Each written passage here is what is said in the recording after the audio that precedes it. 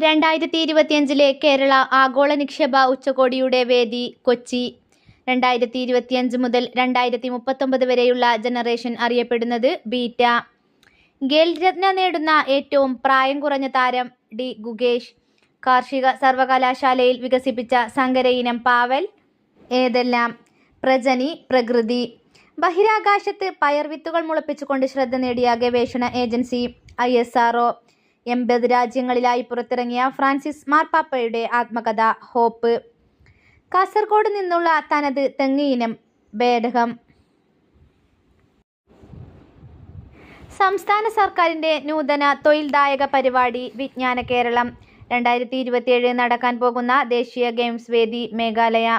ഏകദിനത്തിൽ അതിവേഗം 200 വിക്കറ്റ് തികക്കുന്ന ഇന്ത്യക്കാരൻ മുഹമ്മദ് ഷമി. 2030 കോമൺവെൽത്ത് ഗെയിംസിൻ്റെ വേദി ഇന്ത്യ.